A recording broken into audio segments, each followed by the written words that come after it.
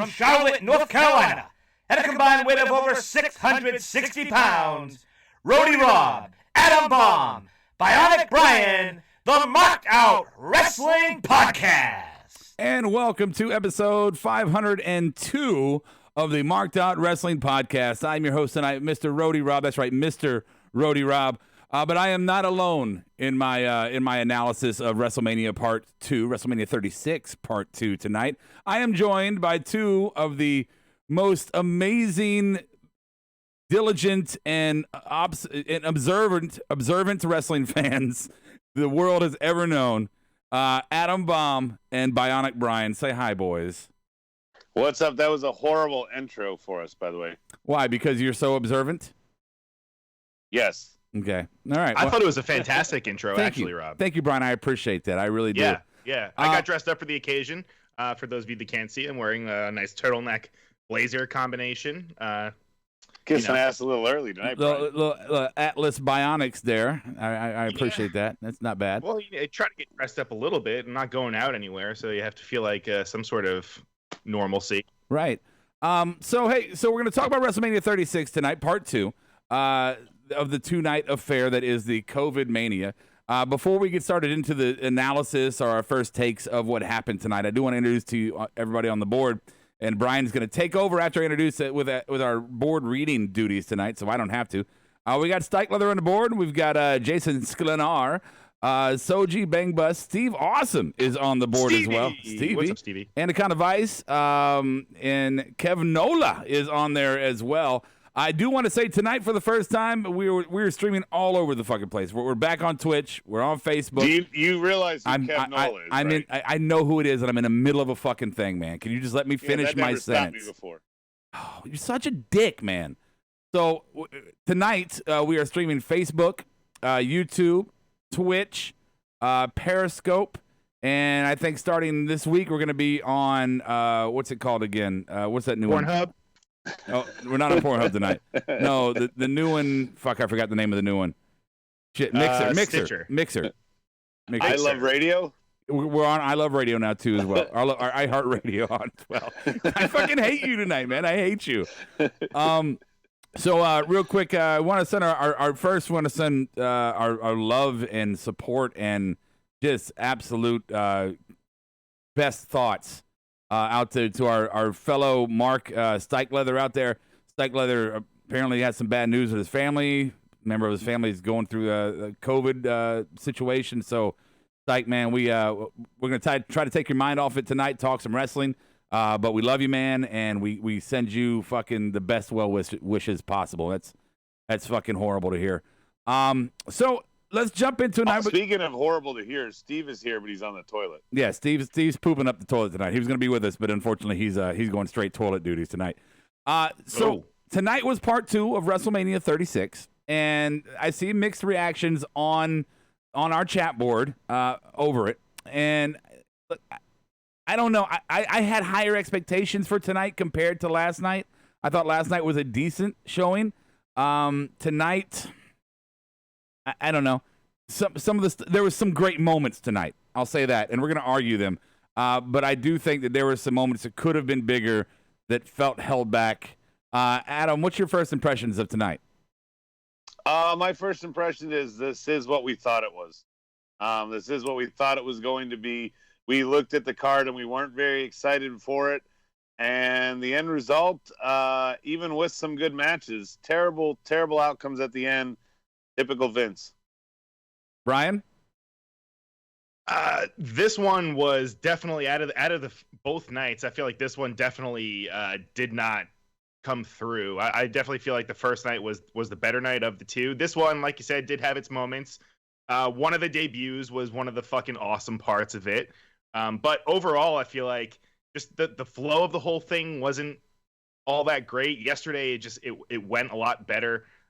This one with like the Cena match, then like the marathon that was the street fight with Edge and Orton, and it was a lot. But wow, we're gonna have a lot to argue about. I don't know, man. I'm sorry. I'm just trying to be positive. Nah. There are definitely good things to take away from it. Okay, well, so here's what we're gonna do. This is how the rundown is gonna go tonight for this episode of Marked Out Wrestling Podcast. Brought to you by collarandelbowbrand.com. Marked out one word, save 10% off your order, and markedoutgear.com. Again, one word, marked out, save 10% off your order, or the word smoke for 20% off your order and Marked Out Gear. We're going to run through it match by match by match, and obviously some of these matches we're just going to be like, poo-poo, goodbye. Sorry, Steve, no, all pun intended. We're just going to move past it with very little conversation. Some of these we're going to dive in really hard, and I'm not blue. I just didn't turn my lights on because I didn't feel like being all lit up and shit. So, let's start with our opening match. We had Natty versus Liv Morgan in the pre-show match. I don't want to talk much about this. I want to give props out there, boys, that I think that this match was surprisingly actually a good wrestling match. Do you have anything to say on it beyond what I just said? I didn't watch it. I don't watch pre-show. Okay, so that moment is over. We're going to go ahead and move on. Adding 2 women in it didn't help it. Okay. Well, all right.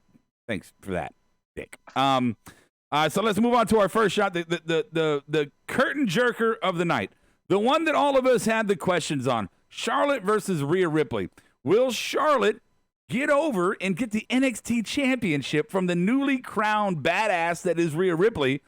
Or will Rhea Ripley solidify herself as a major contender on all rosters by defeating the Queen Charlotte?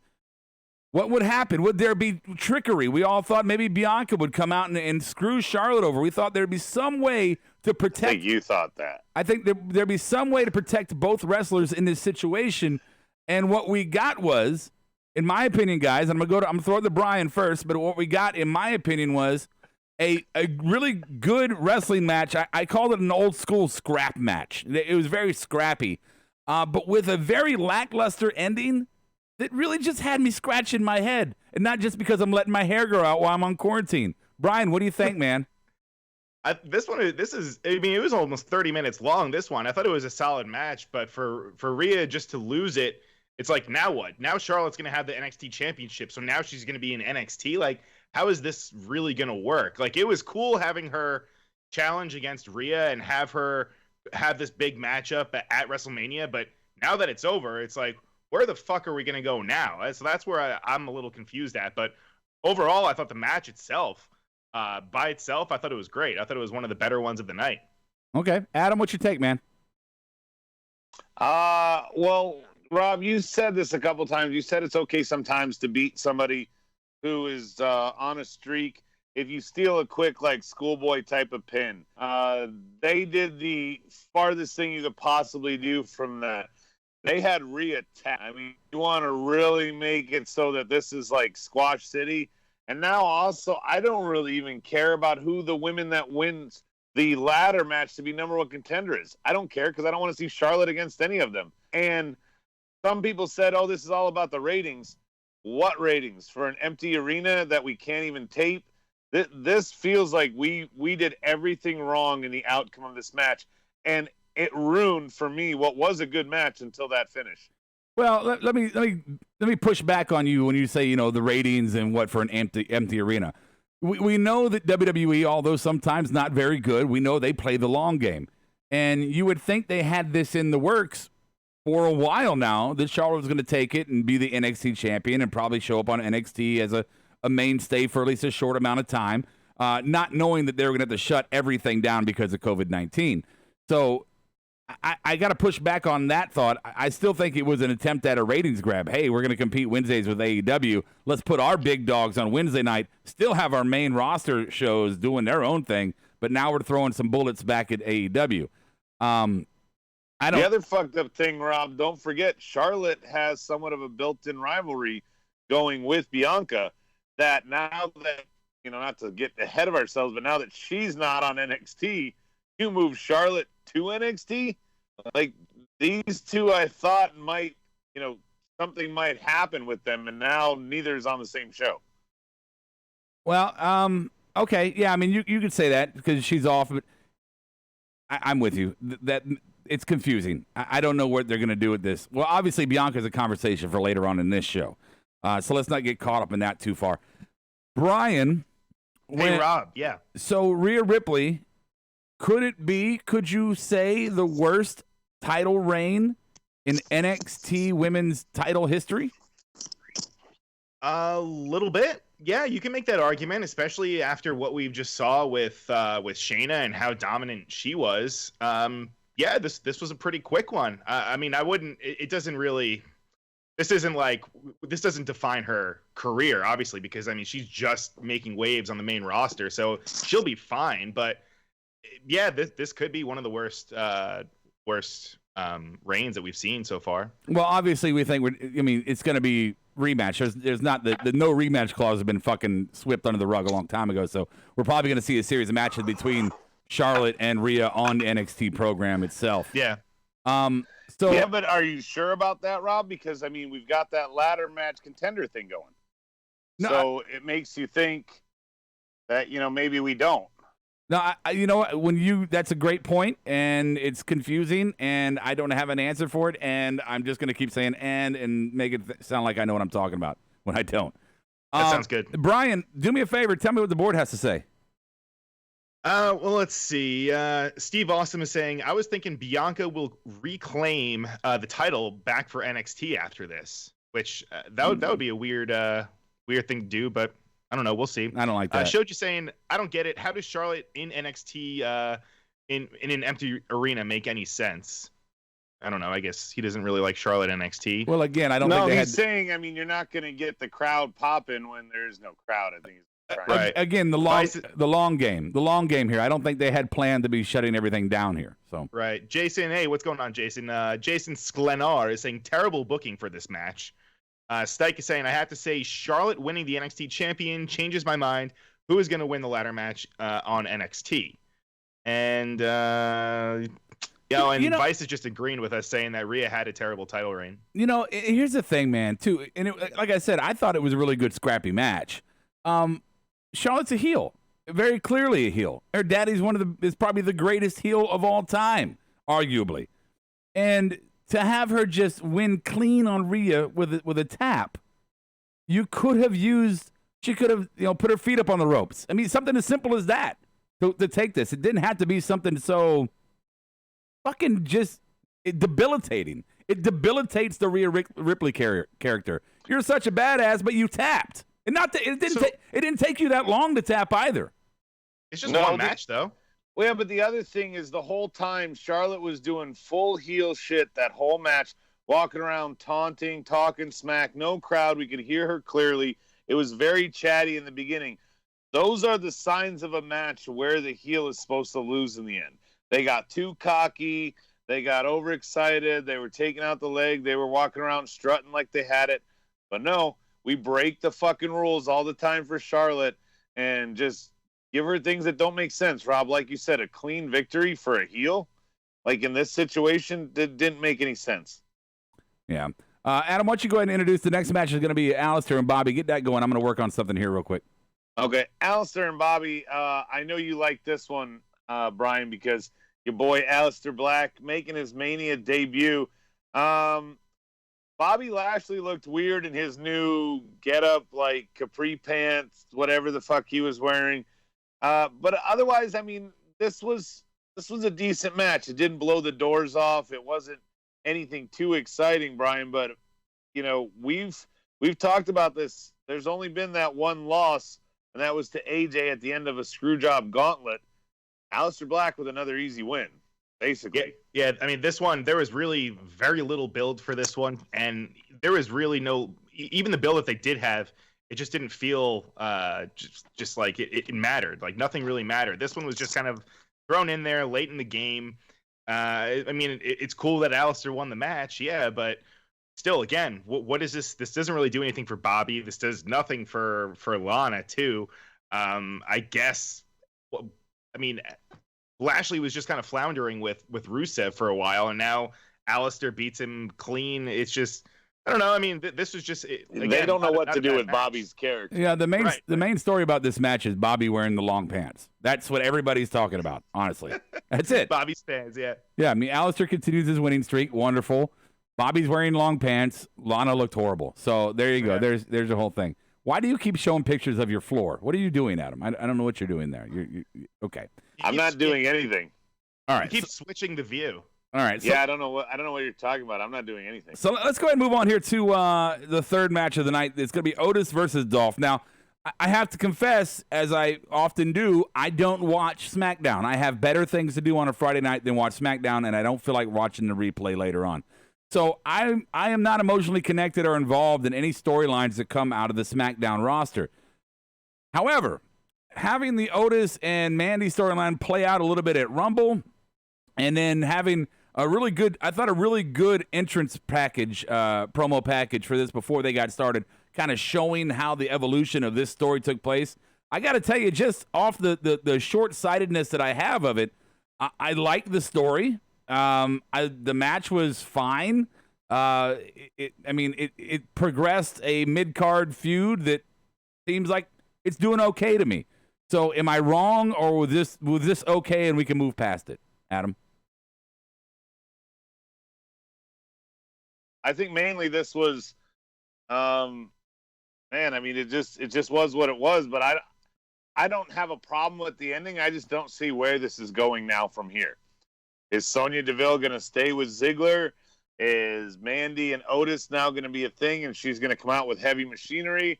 Both these guys have tag team partners. Did we forget that because we're going to go to a mixed tag team feud with Sonya and Zig? The possibilities are endless for this, but I think this is its ceiling. I don't see me carrying beyond here. Okay, and that's fine. Again, we don't watch, so carrying beyond it is fine. But for tonight, I thought it was entertaining for what it was, Brian. Yeah, not a bad match at all. One of the things that I'm going to be bummed out about is I like Fire and Desire. Like they started to grow on me. So now I guess they're seemingly going to be done. So now what with the whole women's division? I mean, it's been like scarce. So now they're down another tag team. So now it's like, what the fuck are they going to be doing with those belts? But aside from that, I mean, the match, yeah, like you said, it was what it was. I figured they're both going to move their separate ways, like with Otis going on with Mandy and Ziggler with Sonya. But yeah. Let's see real quick. I want you to read the board, Brian, but real quick, I do see one thing on the board. Jason saying Lana, Bobby split. Y'all see her expression after the 1, 2, 3. Yeah, there was a look of disgust or disappointment on Lana's face, so that could probably be turned into another storyline. I don't know if I'm really in for another Bobby-Lana saga. But what's the rest of the board saying, Brian? Kev Nola is saying, if you could actually fit into capris, you'd wear them too, Adam. Yeah. JR said, imagine this. Otis had a singles match at WrestleMania quicker than Dolph Ziggler because this was Ziggler's first one-on-one match at Mania. Is that true? I mean, I know he's been in other matches, but I didn't realize he's never been in a one-on-one. That's pretty crazy. Yeah, sure. Okay, I'll go with that. What else you got, Brian? Let's see. JR is saying, can they ruin someone that wasn't even a thing to begin with? I guess he's talking about or Otis, maybe. I don't know. Let's see. Stike is saying, this wasn't Black's WrestleMania debut. He was in a Fatal 4-Way Tag Team title match last year. Oh, well, who cares? Yeah, I don't know. Yeah. And then Shoji's talking about Bianca, but we haven't spoke about that yet, so I'll wait. I'll answer that question when we get to that match. Yeah, there we go. Yeah. And Kevin likes the Foo Fighters. Yeah, they're talking about the Hacker, Brian, and Solomon Crow. Oh, there's no way. What is it? What is that? Somebody tell me what that is. Solomon Crow was Sami Callihan back in NXT. That was his gimmick before he left for the Indies. Okay, wonderful. All right. Yeah. So let's move on to the next match. And here we go. I'm sure we're going to have some differing opinions on this one. Bob from Memphis, or Colonel Bob, is, I think, aligned more with me on this one. I wanted him on the call just to back me up here, but I'll take it by myself. Randy and Edge in a last man standing match that just made its way through the entire PC from the workout room to the meeting room to the utility room, to the cargo area, all the way around to the ring. Very vicious, very violent. I think looking at Edge, and I said it a couple weeks ago, his facial expressions are so much better than anything we see on the roster as far as selling the emotion of the moment. To me, this was fantastic. To me, this was one of the best last man standing matches I have ever seen. And I think the reason is not having a crowd. You're not forced. You're not forced to make your way back to the crowd. You're not forced to entertain those in attendance. You can put on the show the way you think maybe you really can. Brian, you said this went too long. Did it really go too long for you? I mean, it was pretty long, but considering it was Edge's first match back in over 9 years, I mean, I guess we have to let it slide. It was still an entertaining one. Don't get me wrong. Even though it was long, it was still fun to watch. It was just, it by far, I mean, it had to be the longest one from yesterday, too. This had to be the longest one between both nights. And you said it, you hit the nail on the head. I think that Edge is far and beyond, like his facial expressions and the way that he just sells everything is just, it's so different and so much better. And he's so good at it. I don't know if it's because of all the stuff he's been doing, acting and all that experience that he's kind of had since being away. But I mean, he fucking cried during the match. He was crying during the match. When do you see that? Right. Adam, go ahead. Shit on it. Absolutely went way too long. And, I mean, to go on top of the truck, we were doing that in the PC not that long ago when we were having Velveteen Dream getting taken out. You want to talk about fighting all throughout the PC. We're only a few weeks removed from Gargano and Ciampa doing that. I don't think you needed to do all of it, to go to the weight room, to go to the conference room. I thought the spots that were in the back that were fine, but there was an awful lot of like, hey, look, we've got a forklift here to make sure everybody can get on and off the truck to go up there. Oh, you so were that we being can literally so use fucking every petty. spot imaginable. You're being the match so was fucking really petty. Good. It did not need to be that long. All your points are so fucking petty, man. Yeah, they had shit. They had shit set up. This was a really good match. It just did not need to be that long. Okay, but it didn't need to be that long. But not all your shitty points were about it being long. You're like, oh, they had stuff staged. Oh, they used that stuff 2 weeks ago. Oh, Velveteen was on top of the truck. So what? So what if shit? They took full advantage of the fact that they were taping this segment so that they could make it be what it is, and they should have cut it down. They should have cut it more. Oh my God! I mean, they did the same thing. You don't think they did that for Undertaker? They took him 5 hours apparently to shoot that. Yeah. Dude. And you love that. But yeah, what's the problem with? First off, we knew it was pre-taped, so you can get the fuck over that. That's just being whiny. But what's wrong with them kind of setting up the stage area for what they're going to do? We want you to move to this spot. We're going to put these stuff here, these little things here, Tetris it so that you can get up there. Edge's first match in 9 years, I wanted to see some actual wrestling instead of what it was a blood lot feud. of backstage spots that were preset so that they could do it. And like you said, because there's no crowd, they didn't have to make their way back to the ring. You know, they could just finish wherever they wanted. At some point in your life, Adam, as a wrestling fan, you should re-embrace kayfabe. Seriously. I mean, all right. You're being as petty gets. Brian, what's the board saying? You're being petty with me every fucking time we do a show, but sure, go ahead. Call me the petty one. Okay. JR is saying Brian, read the board. JR is saying that goddamn referee pissed me off for the Edge. I don't know what he's referring to. I don't know why. But okay. GBM is saying, I agree, Brian. It dragged. What's up, Jerry? And Vice is saying, yeah, went too long. I like what Kevin said. He said, all I heard was crickets and men groaning. And Randy saying, no. That is true. I thought they were just playing a track of someone just moaning in the background. And then this is actually one I agree with that Stike said. He said, I think the commentary on this match was horrible. Yes. They didn't give no emotion in the match. Yes, they were very monotone. That's what they do when things when they're supposed to be serious and when there's like moments like this where they think someone's getting murdered, they go just super dry. Yeah, Kiara, I don't know. I don't get it. Kiara actually made the point when we were watching. She's like, are the commentators even talking? Why aren't they just getting crazy right now? I was like, I don't know, babe. I don't know. I do want to say Kev Nola on the board saying, I agree with Rob's point. So what? So what? That they had it pre-staged. So what that they've done stuff that's been done before? So what? That's not what he said. That's not what his comment is at all that you can't read, dumbass. I agree with Rob's counter. So what? Analysis, and Rob just says, so what? Thanks, Rob. He's not on your side in any way. Yeah, I don't know how you're saying he's on your side. You didn't do great analysis. You got petty about all the little shit you saw backstage, and I'm saying, so what? Who cares if they had shit preset for them to walk on? Who cares that they fucking went around just like somebody else did a couple weeks ago? Who cares? They still put on a show. So that's what I'm saying. That's my counterpoint. They still put on a show. So what? Anyway, all right. Anything else on this match, guys, before we move forward? Juan said that he started baking a cake while watching the Edge match. And it was ready before it was over. Look, Godian says, how can someone complain about an Edge match being too long? There you go.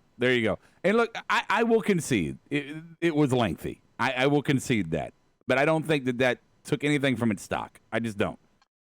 I just think there were parts that could have been cut off, and that's why I was being petty on those parts that could have been cut out to make it shorter. That's not all the petty shit you said, but it's okay. All right, so then we moved on to Gronk winning the 24/7 title. By the way, yeah, we can keep moving on. By the way, that reminds me, if you have not done so yet, go to either our Twitter page @SmartMarkShow or our YouTube page. And it was apparently uploaded 2 weeks ago by Brian, and I didn't know about it. I didn't know about it until today. But oh, really? Yeah, there's a shot of Gronk, kind of a little mashup with Gronk and Always Sunny in Philadelphia. So go to YouTube, Marked Out Wrestling podcast page, and check out that video. Thumbs up, share it, because it's fucking spot on and hilarious. So, yeah, he wins the 24/7 title. Who fucking cares? So now, let's talk about the Street Profits versus Angel Garza and Austin Theory. First initial point as far as Angel and Austin goes, Zelina, fucking fire outfit, by the way. Austin Theory, first WrestleMania match, not bad, sir. I mean, situation, of course, not where you'd like it to be for WrestleMania, but for your first WrestleMania match on the big stage, well done, sir. Well done. We saw the first match on the main roster too, not just Mania. No, he had a match. He had a match. One last show. Yeah. You slept during that one part. Raw. It's all right. Was that a 6-man? No, it was a tag match. It was a tag match. Yeah. That's right. They fought Cedric and Ricochet. Right. A guy that wasn't booked. Yeah. So we saw the Street Profits get the win here, and then after the match, they're holding old Montez down on the ground, and Zelina gives him a nice little super kick, and great sell, great segment, great moment. And then out of nowhere, bam, Bianca Belair into the ring with a spear, takes her down. And then we have the ensuing celebration of Street Profits with Bianca on their shoulders. The visual of that, not just because I have personal investment in it, the visual of that I thought was absolutely fantastic. Guys, what do you think? Adam, I'll let you take this. I think she's probably going to be on SmackDown on Friday because clearly that's where she's.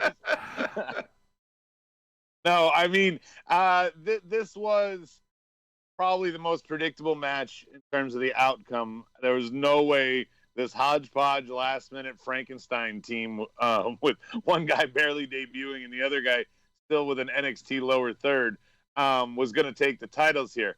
However, it gave us the only swerve of Mania weekend, really, in general, by having somebody come out, and it happened to be Tez's wife, Bianca. I like it. I mean, at least they're doing something here. It's weird to me that you call her up literally as the person she has a built-in feud for just got called down, but whatever. You call her...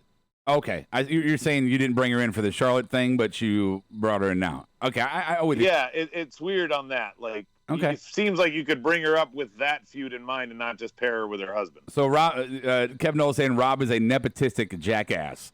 Look, I have said it just now. I said it, and I've said it many times in the past. I admit that there is a personal preference there. Obviously, I mean, how cool is it for me, right? As family and as fan, but I'm speaking right now strictly as fan. To see them, and I was on the fence about whether they would bring her up and put the Street Profits and make them into a kind of a mixed gender faction. I was on the fence about that, but I like the idea more now when I see the visual, Brian. I see how it looks. What do you think about that? Yeah, no, I'm everything that you said I agree with. The only thing that I get nervous about is she's already brought up, but if they treat her almost like a Zelina Vega, if she goes into that role and just becomes a manager, because I like her wrestling. I think she's fantastic, and I think that the more that she goes out there, the better that she's going to get. So I don't want to see her take a step back just to be in a manager role. I'd rather see her to continue these feuds that she's had with Charlotte and all these awesome ones that she's had in NXT. I want to see her wrestle. I don't want to see her manage. Yeah, let me push back on JR on the board. He says, strictly a fan. Are you kidding? This match makes no sense, and why is Bianca coming up to feud against Zelina Vega? First off, the match makes sense. They had a booked match. They had to do an adjustment because somebody was sick. The tag team titles were defended on Mania. There's no problem with that. And I don't think that Bianca's coming on to feud with Vega. Yeah, maybe there will be something there. I doubt it, though. I think this was Bianca's introduction to the main show, and I think that they were putting her as a member of this team, as the Street Profits and Bianca. But Rob, yeah. I mean, if she's used in an intergender tag team, that's fucking great. If she's used to take a bump or two against Zelina here and not actually wrestle, you just told you're what I feel is one of the more talented people on the NXT roster, hey, we're calling you up to be Lana. No. Enjoy. You might wrestle once or twice every quarter. Yeah, you're being an idiot. Now, I'm sorry. And whoever else on the board you're agreeing with, you're being idiots right now. No. No. Let me finish. Let me finish. I'm going to explain. Anybody. I'm saying this is very possible. I'm not asking if you're agreeing. I'm telling you that you and that person on the board are being idiots, and I'm going to tell you why. Because both of your points are, they're not going to have her wrestle. Maybe just take a bump here and there. Of course they're going to have her wrestle.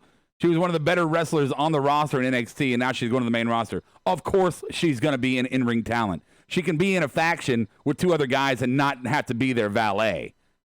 Of course she's going to be fighting. We'll find out. They've done nothing with the women on Raw, literally nothing. Okay. They've done more with the valets on Raw than they have to build a contender, so much so that they had to call up someone from NXT to fight Becky. But sure, you have full faith that they're going to do a bunch of stuff with her. I'm not being petty in calling that. I'm being fearful that we took a good talent and turned her into not in-ring talent anymore. Okay. I don't think there's any basis to say that she's not going to be in-ring talent. Of course she's going to be fucking in-ring talent.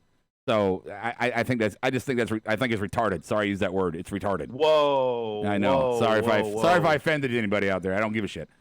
Let's see here. Not saying she won't wrestle, but she's coming up to feud with Zelina. No, she's not coming up to feud with Zelina. It was an opportunity created for her to make her debut. That's all it was. It was an opportunity to make her debut. That doesn't mean they're feuding.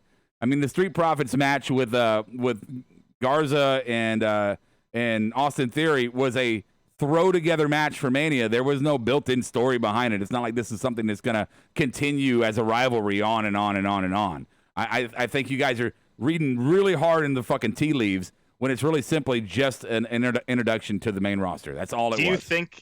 Do you think, though, that there is a chance that we could have a match, Zelina versus Bianca at some point? Yeah. 100%. Yeah, 100% that's going to happen. Yeah, that's why we're all saying that. I don't know why Rob is acting. You're saying she's going to take a bump here or there and not be a wrestler. That's your words, not mine. And no, I'm worried that she's going to do exactly what Zelina does on the main roster. Doesn't wrestle. She's out there taking whatever. No. I'm worried that. I'm not saying that's going to happen. I'm telling you, I'm genuinely worried that somebody of Bianca Belair's talent is going to be utilized like that. And I say that after the guys that she's coming out with were utilized as backstage promo merchandise hawking talent for 6 months before they got to be in the ring. But, like your point, they are champs now, so who knows where they're going to go in the future. I'm just saying I'm skeptical and worried. Okay. All right. Let's see here. Anything else on the board before we move on, Brian? Kevnola is saying, the best way to make a new female wrestler look strong is by pairing her against Zelina. I don't know if he's being let me tell you something. Facetious with that. Let me pause you right there before you read the next one. That's ignorant, and I say ignorant in the full definition of the word, meaning you just don't know. Zelina Vega was a wrestler before she was a valet and a manager. Zelina Vega can go in the ring. A match with Zelina and Bianca would be fantastic, and if you don't think so, you're ignorant. Go ahead, Brian. But you're making our point for us there, Rob. I'm not making a point for you. Zelina has been used as a valet despite the fact that she's a great wrestler. That's got nothing to do with what I'm saying, Brian, Adam. Is that nothing? No, it has to do with what I'm saying. No, That's but it doesn't. doesn't. Just because she attacked Zelina, doesn't mean by proxy she's now a valet. Just because she's with two other guys doesn't mean by proxy she's a valet. It means that We're not saying that. We're saying we're worried of that. Nobody is saying that she's a valet, Rob. Everybody's saying that we're worried that she's going to be used that way. JR makes a great point. Bianca is that good. She should be in a main story first feud on the main show, not coming in as a manager save or whatever. It wasn't a manager save. With Zelina. It wasn't a man. That's why I'm getting hot-headed right now. It wasn't a fucking manager save. It wasn't. Bottom line, it just fucking wasn't a man. Just because she's a woman and there's two guys doesn't mean that it was a valet manager save. She's a wrestler that came down to defend her fucking husband from another chick that was kicking him. That's what it was. See. Okay. All right. And then just one more before we move on. We from Malk Gooley. Hello, Malk Gooley. He says, "Hey guys, not going to lie, part 2 was not as good as part 1. I just got done with my stream. Overall, this WrestleMania, I gave it a solid B-. B- is a high grade. That's a good. Yeah, I think that's generous. Yeah, right. Yeah. I think it's generous compared to what we thought we were going to get. And you said earlier, Adam, you said it was what we thought it was. I don't think that's accurate. I think tonight was less than what we thought it was going to be. No, I had the bar pretty low, and I thought it was right where it ended up. Okay. All right, so let's go ahead and move on. If the board is quiet for a moment. Let's see here. Street Profits, Bianca.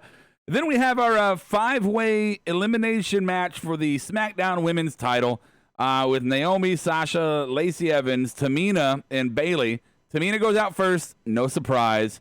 Followed by Naomi, no surprise. You want to talk about more bad booking for women. This is just like Rhea and Charlotte. Sasha goes out because of a women's right that was kind of a, Bayley fucked up there. Lacey goes out, Bayley retains. Okay, so here's the thing. Obviously, this looks like a way to try to get Bayley and Sasha feuding each other. I don't watch SmackDown, so I'm not really. A year too late. Yeah, it really is. It's a year too late, and it's this was one of those matches where we always say they just had to get everybody on there. In my opinion, there was nothing about this match that got me hyped. Nothing about this match that made me curious about the future. To me, it started it ended the way it started. So, what do you think, guys? Anything special here? I mean, if Lacey had won here, Rob, you might have had something. Like if Sasha, after losing, comes up with revenge and costs Bayley the title, and they have a little feud maybe away from it, or that includes Lacey.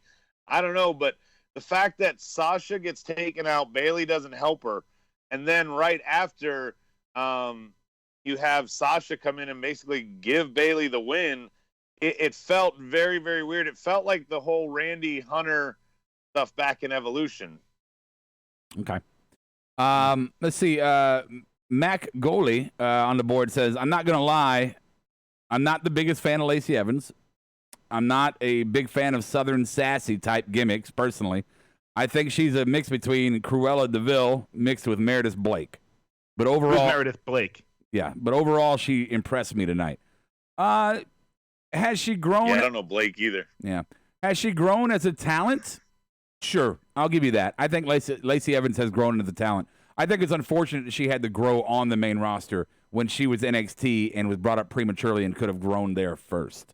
I mean, you could fucking. Where's the list of all those people that are doing the same thing? Yeah. Uha Nation, fucking Riddick Moss. I mean, the list goes on and on and on. Uha, where the fuck is Uha? Where the fuck is he at? Jesus.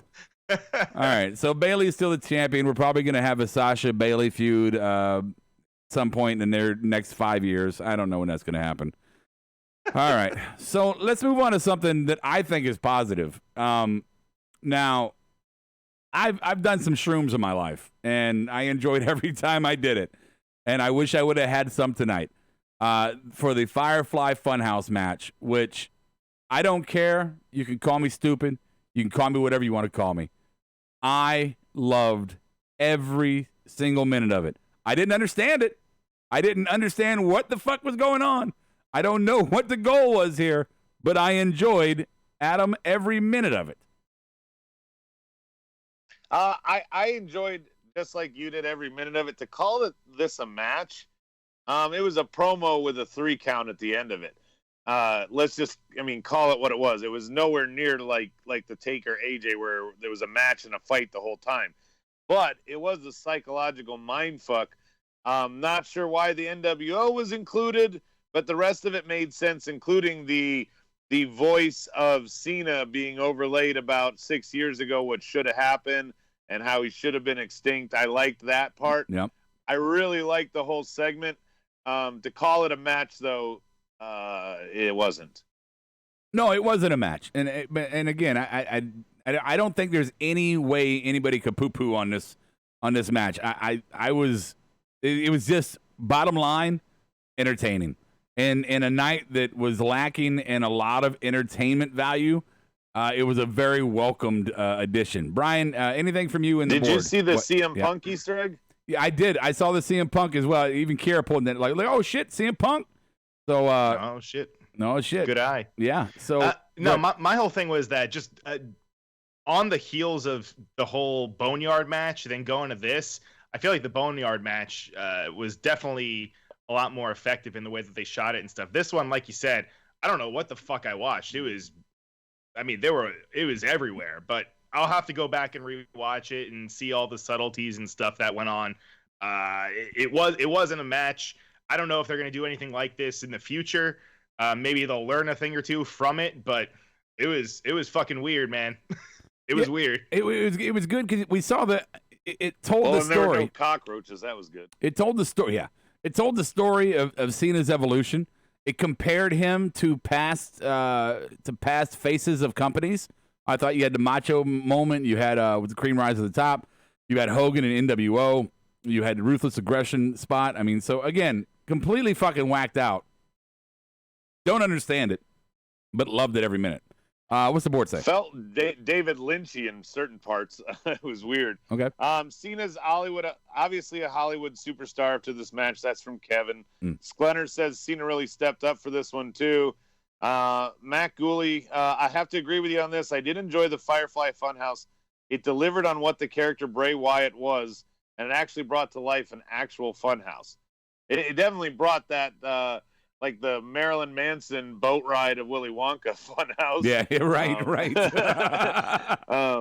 And Thomas Dribble says it was a middle finger to Matt Hardy in AEW with the shit cuts and edits. Yeah. Okay. Oh, please. Yeah, I don't think everything has to be a jab. It was the same fucking. Borash was doing both of them. He did this, and I don't know if he did the one tonight, but he did last night, and he was doing all the TNA stuff. That should be known. Yeah, it would be like you saying I ripped myself off when I directed both pictures. Right. It's not possible. So right. Yeah. I don't know why everybody's going so crazy about stealing Matt Hardy's idea. The guy who shot Matt Hardy's idea is the guy who shot this. Right. Let's just put that into perspective. But this did take. It felt like a Southpaw style thing. I like that Cena played along with it. He clearly, for all purposes, put Bray over tonight. He didn't when he was fighting the Wyatts years ago, but he did tonight. Yeah. I actually liked the rebirth of Bray Wyatt in this segment. I thought that was really cool. For whatever reason, about how he had the whole world in his hands. Yeah. For whatever reason, I thought it was cool. I don't know the reason. I don't know why. I don't know why he was there. I don't know the story they were telling. I really don't. But I appreciate it. Nobody does. No. So fucking okay. Something else that I don't understand. Something else that completely confuses me is this main event. It doesn't confuse me that Drew McIntyre won. I thought that was going to be the case. To start kind of a new era, a new kind of title reign situation. But it was 7 F5s, and this is not an accurate count, but it was 7 F5s and 4 Claymores, 5 Claymores, and then the match was over. It was the same match from last night, Rob. We talking about Goldberg? Yeah. It was the exact same match. Goldberg got his finishers first, then Braun turned it around. Yeah, Brock got his finishers first, then Drew turned it around. Which brings me to a point here, guys, is the level of disrespect that WWE gives to its title, I think is on display after these last two nights. You have two main titles, your Universal title, which I still think is a shitty title, and a shitty name, and a shitty design, and shitty belt, and just shitty. It's fucking blue. It's fucking blue. And before that, it was fucking red. Red belt sucks. And then you have that, and you have the WWE Championship, and both of them, there's no competition there. There's no highlight matches. Your main match, your title match, your main belts should be in awe. Your fans should be in awe of what they are presenting of what you present to them, but they're not. People are like, oh, I mean, I actually, look, this match started at like 10:20. I ran inside the studio and adjusted the stream time for all of our streams to 11 o'clock thinking, oh, shit, they're going to go to 11 tonight, not like last night where they went to 10. Ran back inside, saw the match end, ran back into the studio, and adjusted the fucking time back to 10:30 start time. Why do they shit on their belts this way? I don't get it. I don't fucking get it. Adam? Why not give us a match? That's my thing. I have no problem. Like, we know Goldberg can't go. So Braun, I knew that match was going to be short. But Lesnar, yes, he has a lot of short matches, but the guy could put on a match here. He could put Drew over more than he's already done. But instead, this was just what it was, a finisher fest. Why do you have your championship matches just be a bunch of finishers? When Fiend held the title, when Goldberg, when Brock, these are some of the worst championship runs. And when the title changed, it was even worse. Kofi, you built him all summer, have him lose in 9 seconds. Why? How are these the main events? I want to be gripped. Brian, you remember back in the days when we would have Iron Man matches, when we would have 30-minute main events, when we would go off the air with people going, oh, my God. Right. Not anymore. No, I know. And hopefully that's changing now with them putting on their main belts on two different guys, because the two that they had it before with Goldberg and Lesnar, I mean, fucking just the worst combination. You're not going to get any matches.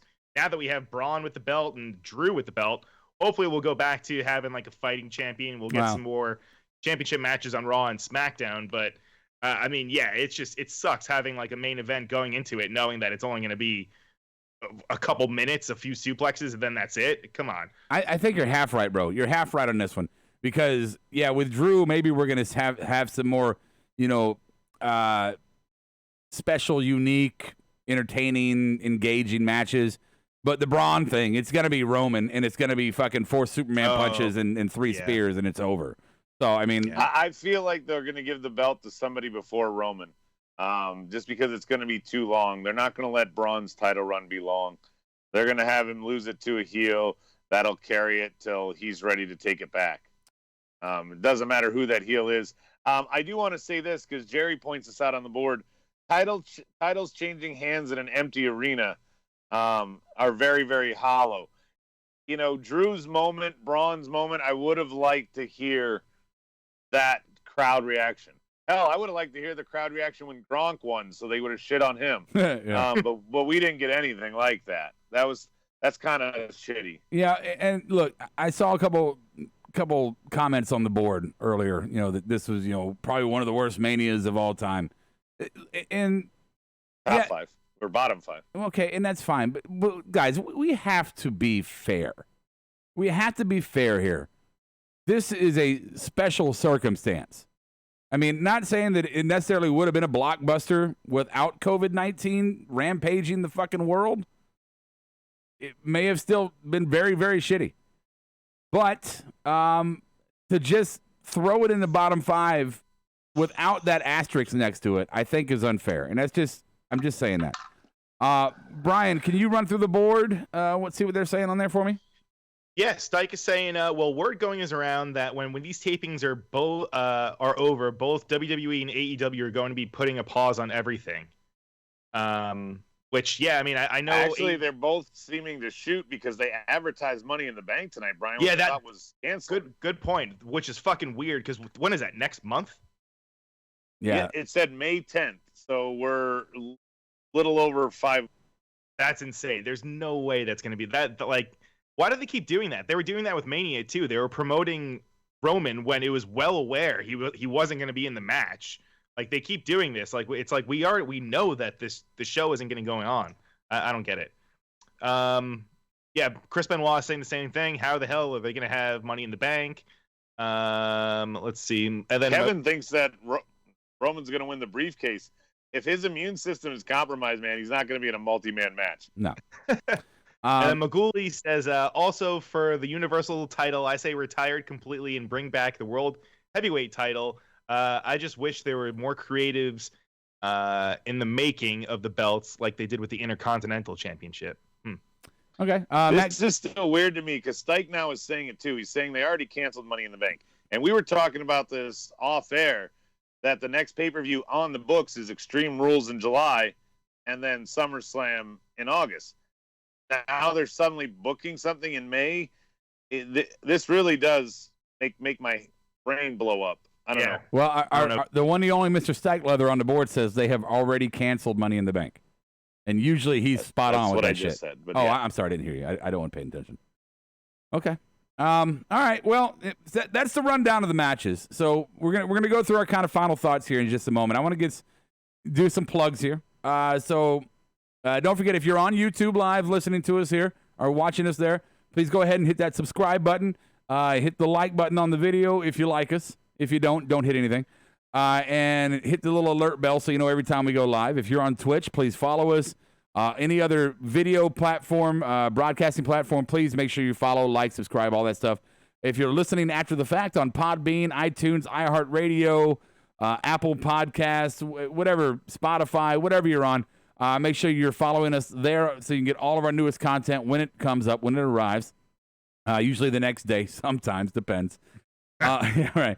We want to please make sure you take advantage of all the things we're offering you as far as MarkedOutGear.com. You can go there and get some original concepts by us. T-shirts, baby onesies, hoodies, coffee mugs, all that. Marked out one word, 10% off your order there. You can save 20% off your order right now with the promo code SMOKE because we want it. Hell, we got it. CollarandElbowBrand.com, CollarandElbowBrand.com, Al Snow's company. Go there, use the promo code MarkedOut. You get 10% off. Again, one word, marked out, 10% off your order on that one. Don't forget to follow us on IG, Marked Out Wrestling, Twitter, @SmartMarkShow. You can join us on Facebook. It's Facebook.com/markedout, the number 1. And, man, we're trying to expand as much as we can in many different platforms. We're at episode 501 right now. Go rocking and rolling for you for what? Almost 4 years now. Doing our damn thing. Has it been 4 years? Was that last year our 3-year or 4-year anniversary? Or January? I think it's 4 years, isn't it? Was our 4 years? Jesus, God. Oh, I wasn't as gray. I wasn't as gray then. I'm gonna go ahead and throw it to Bionic Brian to give his kind of final thoughts of Mania as a whole. Then we'll jump over to Adam. We'll hit the board. I'll close this out. And then don't forget, tomorrow night, Monday night, we're going to be reacting to whatever Raw is. I have no idea what Raw is going to be, but we're going to be reacting to it. Wednesday night, I have no idea what NXT and AEW are going to do, with the exception of some takeover stuff on NXT. But we're going to react to it. We're going to be here following the shows on all these platforms. So, Brian, final thoughts on Mania weekend, and then Adam, then the board. Go ahead, Brian. Final thoughts. I mean, it was entertaining. Again, I mean, we've said it a bunch of times. Not really going to sit here and knock everything they're doing, because obviously a lot of this was not what they had planned. The only thing that I'm a little not worried about, but I don't know where. Like, now that we got through Mania, like it seemed like it took so much for them just to kind of patch everything together and get this show done. Now that it's over, it's like, okay, well, now what? Now they have to just keep doing this. And like I said, we don't even know what's going on with Raw. We don't know. Apparently, it's already taped, but I have no idea. I really don't know how they're going to work. I don't know how the shows are going to go on. Their next pay-per-view is already apparently canceled, so who fucking knows? It's such a weird time for wrestling, but I'm just glad that we're talking about wrestling and talking about something else outside of all the craziness that's going on right now in the world. All right. Very well said. Adam? I'm being a little selfish, not like Brian. I'm thinking to myself, what are we getting tomorrow? Are we going to get our normal fucking best Raw of the year? Money, everything happens here. Are we going to announce that Edge is the next guy to challenge Drew? Are we going to already take the title from Braun, even though it's not even Friday yet? I mean, this is normally we're all excited in the aftermath and everything that's going, and now they've had to do so many rewrites and so much swerves and fixes that I don't know what to expect. I don't know that this is going to be the normal crazy great Monday after WrestleMania Raw we get. I think this might be just what we've been getting, these house shows that they do their best, like Brian said, to give us something. Well, I'll piggyback on that, and I'll say that we're going to get what the best they can do, because the bottom line is the Monday Night Raw after Mania, which by all means is the best show of the year. I don't care, pay-per-view, Mania itself, whatever. Monday Night Raw after Mania is always the best product. But I think that is in part, if not almost completely, due to the fans in attendance. You go from a 70,000 crowd fan, arena-filled fan base, and then you pull that down to 20,000 of the most diehard who got the tickets first for Raw after Mania, and it's a fucking good time. So, no, tomorrow night's Raw after Mania is not going to be what we're used to, and that's unfortunate, but that's the world that we're living in right now. As far as Mania this entire weekend, and I've said it a couple times, and yes, I'm painted half full here because I think it's only fair to do so. They were limping over the finish line, and if for no other reason, you have to say that they did their best with what they had. Did they do their best? Maybe not. But they definitely did something, and they tried to do something with what they had, and we can be bitchy about it, but we have to respect the fact that the situation, altered. There are a lot of missed moments here, Yeah, what? Rob, do you think any of the outcomes were changed because Vince was back from XFL and able to make some swerves? Because I believe that Shayna was supposed to win. Obviously we know Roman was probably supposed to win, but some of the less obvious ones. I said it last night. I think I think Ronda was supposed to be involved with the Shayna finish, which if she couldn't come in because of COVID and flight restrictions and all that, then that definitely would have changed that. So yeah, I think there were many moments that were probably pre-planned to end a certain way, and were definitely adjusted to be different because of the situation. Which is why, some of the stuff. Look, there's some things tonight, like the some misses. Charlotte and Rhea was a miss. Huge miss. Having Bianca come out to Profits was great. I thought it was great, but not having her come out and fuck with Charlotte in the Rhea match, I thought was a miss. I concede that. Yeah. There's many moments. Yeah, the Edge and Randy was a great match. Do I concede that it was a little long? Yeah, I concede it was a little long. I do think that there's some good things came out of this weekend. Some really good things came out of this weekend. The Taker segment, the Boneyard match that we were shitting on for weeks and weeks and weeks and weeks, that now we're all like, oh, fuck, how fantastic was that? That came out of this weekend. The Funhouse match, which is still confusing to me, even though, yeah, Kevin, I ran through the logic of it, but still confusing to me, was fantastic. So, yeah, we had some good moments from this weekend.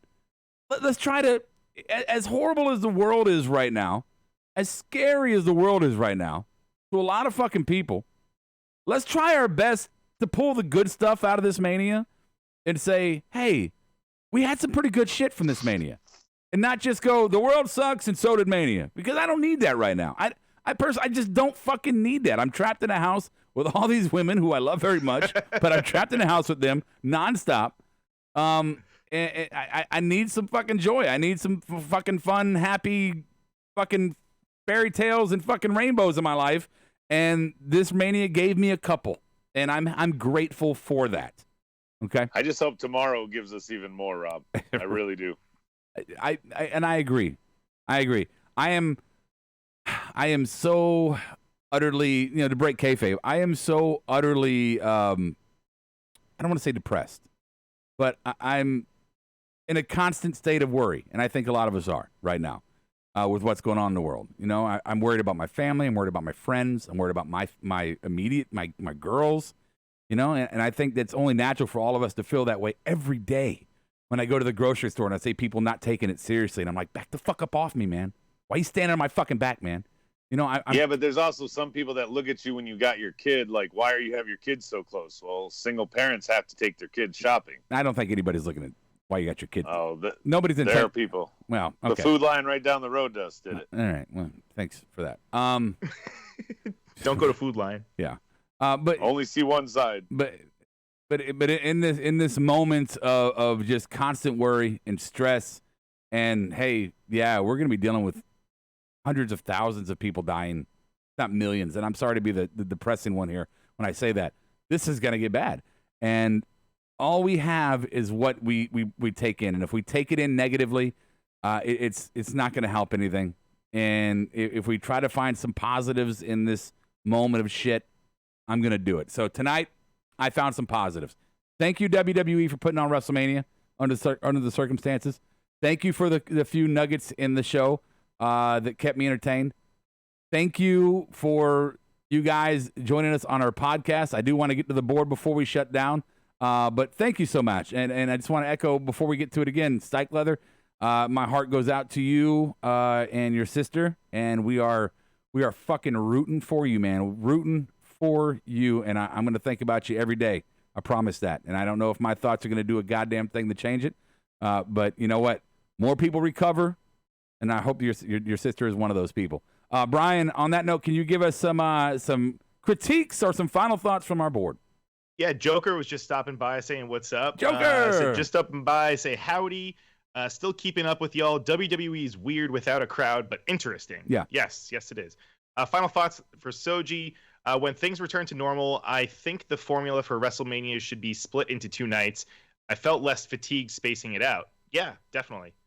For Chris Benoit, Apollo Crews' pick was on the side of the trailers when Becky pulled up in the semi last night. Yes, good eye. Final thoughts for Stike. This WrestleMania was obviously not the best, but I do give them credit for trying to at least put on an entertaining show. For Vice, COVID's a bad bitch. Yes, we know that, Vice.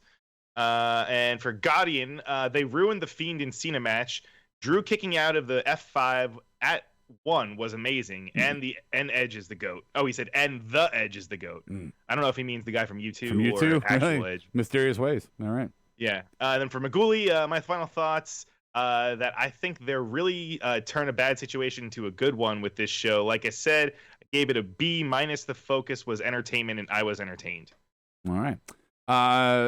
Nagoli says you guys keep doing. Hey, that last statement was very important. Yeah. You know, the goal was to entertain us, and we were entertained. You know, some of the best parts of this were the pre-produced matches, but when you have no crowd, take advantage of that. AEW did it. They had Matt Hardy warping all around. You know, obviously that was pre-edited, so take advantage of it. Why not do some of that stuff? Why not put that kind of level of production into it? I enjoyed it because of that. Yeah. I wow. Yes, Adam. Wow. Positive vibes from Adam Bomb. Wow. Holy mother. All right. Holy shit. McGoldie says, you guys keep on doing the good work just like my team, and I would love to do some content with you guys. You guys are the wrestling fans that I like. All right. Hey, we're always want to work with people all the time. All right. And everybody's sending good vibes to Stike. Absolutely. Stike, we love you, man. All right. So, boys and girls, that's going to conclude WrestleMania 36 reaction show. A weird one it was. But it's what it was. Thank you so much for hanging out with us on all the different platforms, whatever one you may be watching on, or listening to tomorrow after the fact. Stay safe. Call your family. Love them. And mark out like no one's watching. Oh, one more thing. One more thing before I shut it down. You know what that is, Brian? I think I know. You want to do it? Yeah. Wash your hands. Especially you, Brian. I'll catch you on the flip side.